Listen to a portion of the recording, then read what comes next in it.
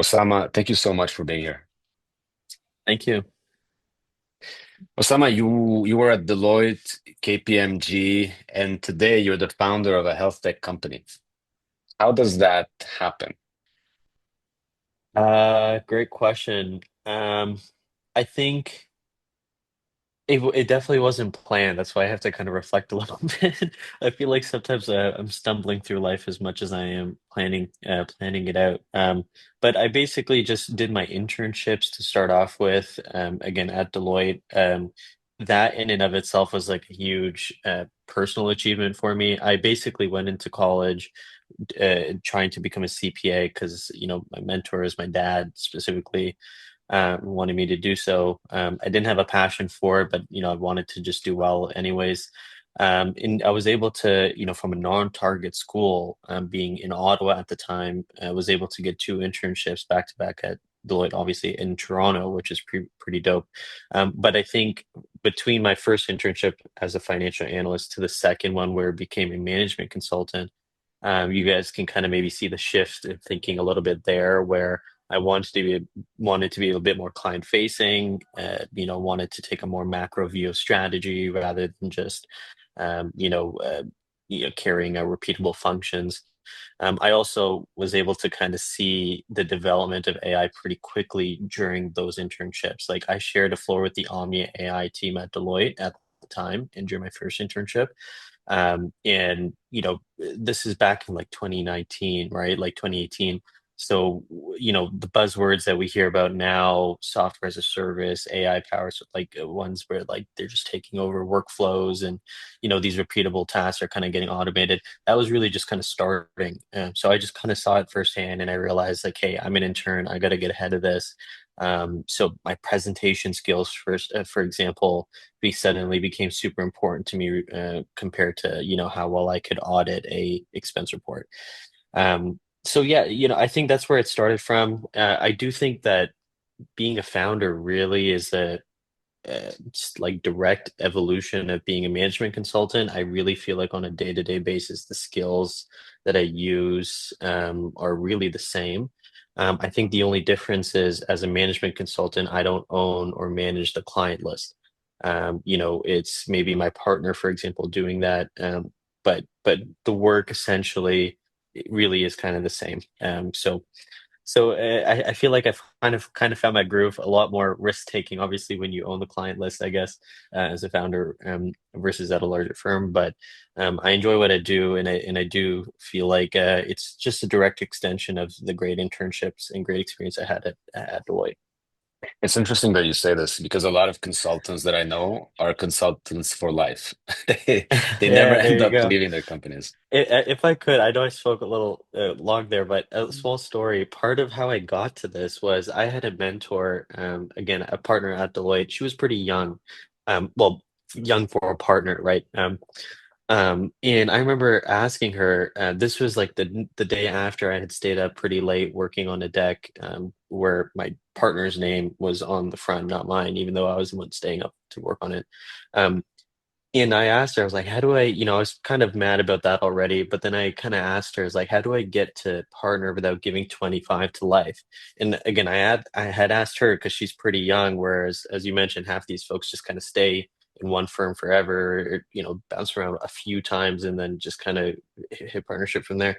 And she kind of mentioned like, hey, you have to go out and either build a client list and kind of sell it back to Deloitte in some way, or at least prove that you can do so and kind of try to do that, come back to Deloitte in that way. So I think just to kind of summarize this, that's basically what I did. I just went and tried to build my own client list in what in our industry ended up being healthcare or the commercialization of healthcare. But that's kind of where things started from. I found out what the word founder even was after that moment. So again, natural progression, and it has been a bumpy road, but initially it was pretty organic.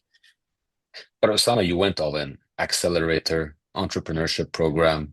You did it all. So you've been preparing for this for a while. Yes and no. I only finished school at the University of Ottawa pretty recently. A lot of this experiences, whether it's the accelerator stuff or again Deloitte, I was able to do during college. I stayed a little bit longer.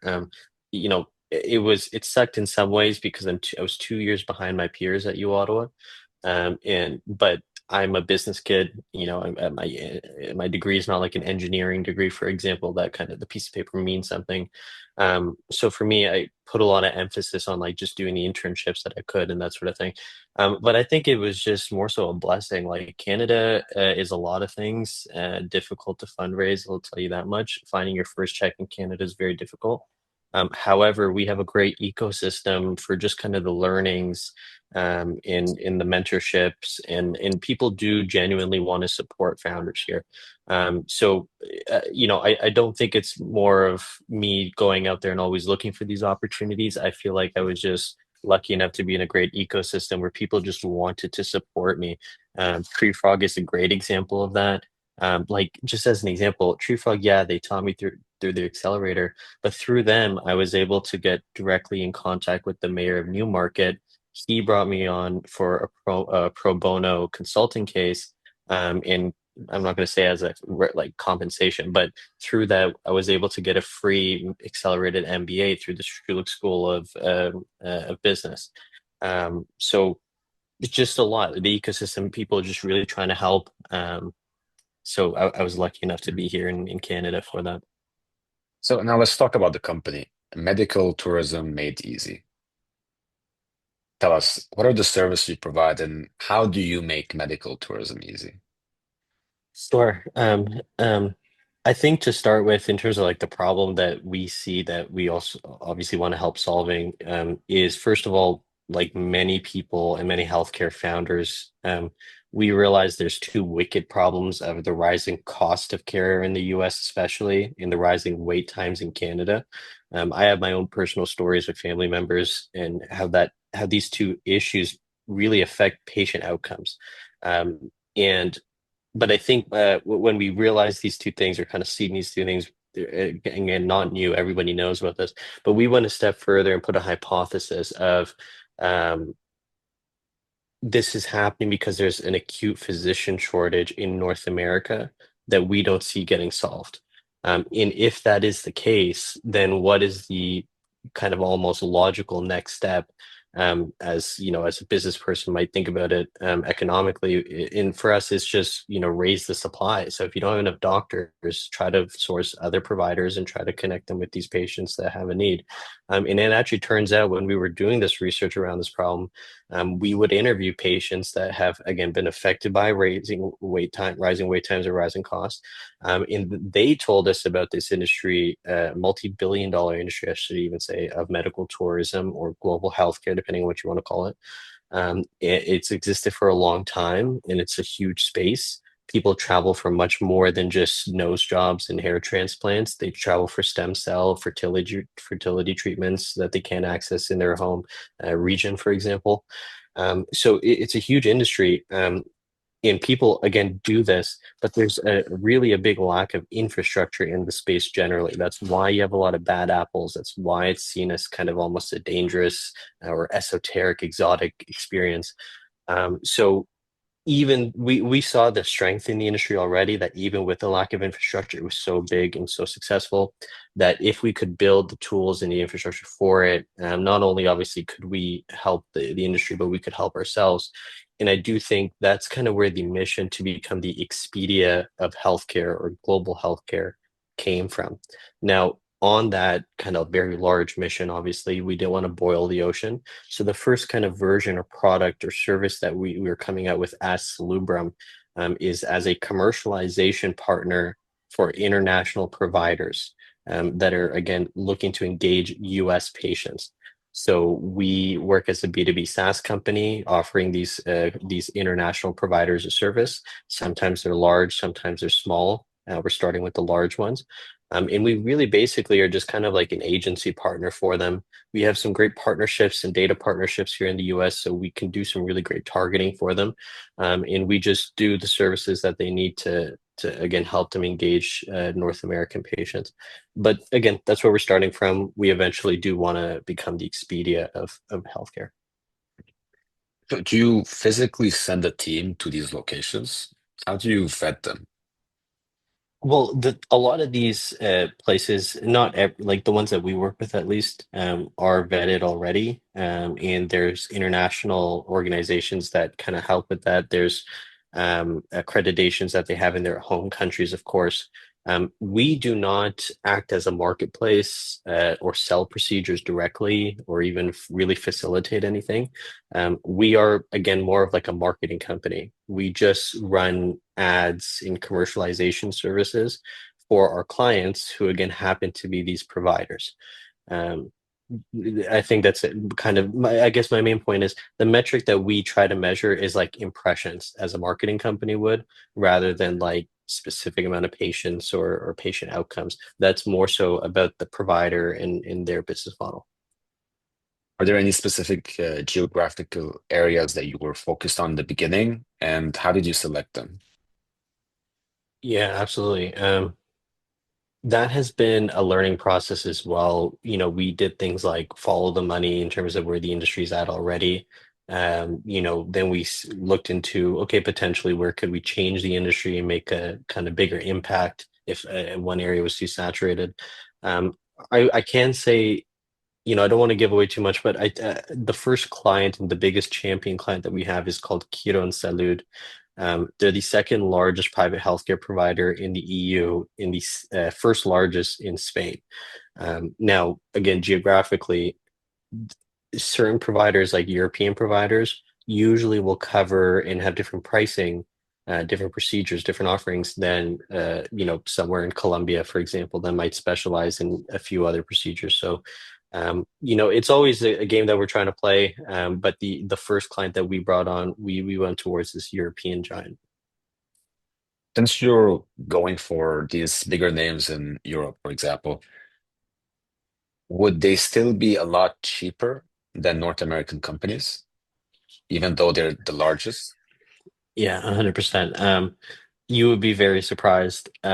But the short answer is yes. Like I think the general number you want to keep in mind is obviously depending on where you're going, what you're doing, you will usually save 40 to 60% per procedure, compared to again, I'm talking about the US here. So yeah. And Not to you, even talk about the wait times. The wait times is another thing, right? Getting care when you want to get that care is something that a lot of people take for granted. I mean, forget the US, even in Canada. If I want to get Yeah, anything done, I'm yeah, waiting you 12 gotta wait. hours. You got to get your book, Yeah, you got to get your friends, you got to all yeah. wait together in the waiting room. Well, It's crazy. again, j just to clarify here as well, we usually are talking about providers that are doing like a larger procedure, like some sort of an operation or something. This is not for like usual kind of going to the clinic care, but I see your point. Yeah. So, do you have statistics about how many people actually travel from the US and Yeah. seek medical attention? Yeah, like just off the top of my head, 1.9 million Americans travel every year for some sort of care event. And if you want to put that in a dollar value context, 7 billion US dollars is spent on average every year on medical tourism, only from Americans going to Mexico. Only those two countries. Wow. So the rest of the world, people from Middle East traveling to Southeast Asia, for example, that's a total like separate conversation. US only going to Mexico $7 billion a year. So it's huge. This is insane. I mean, are you just focused on the US market for now? Our competitive advantage, in terms of like, especially the data providers that we use to do this commercialization, yes, it's more so focused on US patients, against our advantages, but we do want to become a global company at one point. Because we do see people from other locations travel, and it's not necessarily for the price, it's because it's like other countries would be more suitable or safer. Like I'm 100%. I'm originally from Lebanon, from the Middle East, and Yeah, pretty much everyone I know who gets anything done with their hair will go to Turkey. exactly. So That's a did huge you, market yeah, as well. Yeah. do you see I yourself think expanding in that direction? so. So really great question.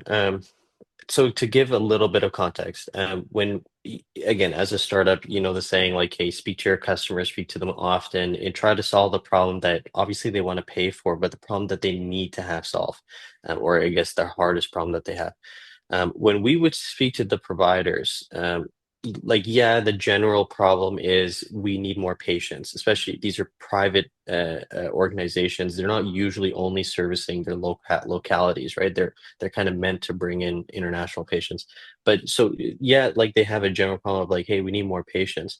But we have to remember that these patients can come from a lot of different places. You know, people in China are spending money as much as people in the Middle East or Europe or the US are. However, we were being told that the US was the toughest market to crack. So in some ways, I think that, not that, but like those conversations were um, the biggest kind of reason of like, okay, yeah, we should focus on the US market because, again, clearly the biggest value would be found there. But then also the partnership that we have, again, that we try to get based on those conversations, only have records and kind of access to US patient base. So we're just not that great at commercializing to the UK right now. So we don't want to sell that as a service, but we can give these providers an outsized advantage when trying to commercialize US patients.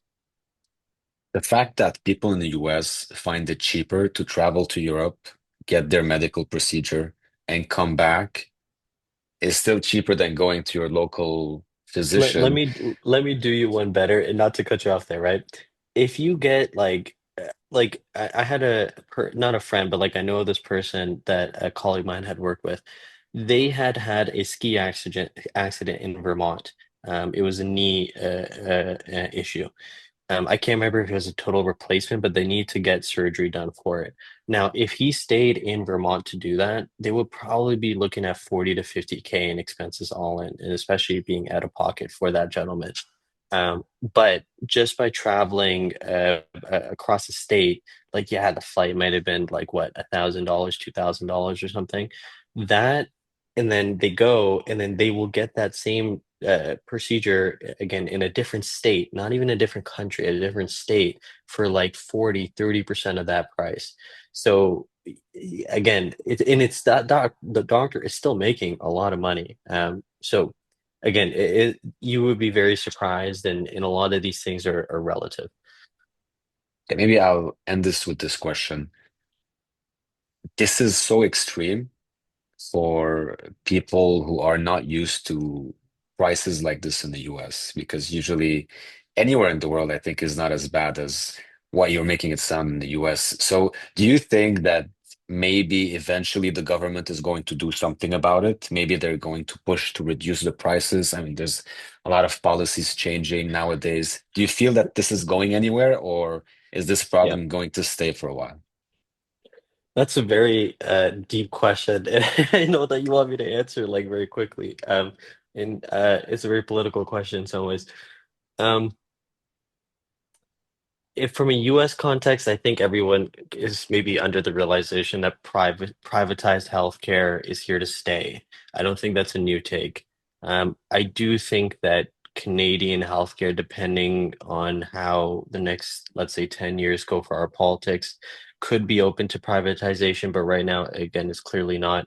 In my point with saying that public versus private, both situations, um, sometimes the realization at some point needs to be that the goal for both systems is not necessarily to improve patient outcomes, but is sometimes to profit the players that are playing within it, whether that's the providers themselves or the commercial health plans in the US, as an example. So that's number one.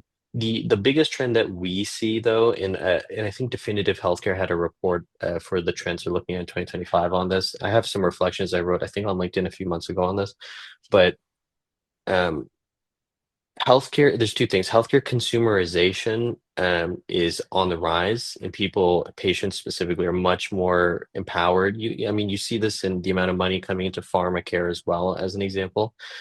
The second thing is there's a decline in employer-sponsored plans. So employer-sponsored commercial health plans are in the decline, and these were usually the system. They would prop up the system of like, hey, this provider's in network, out of network. We will cover this or not cover this.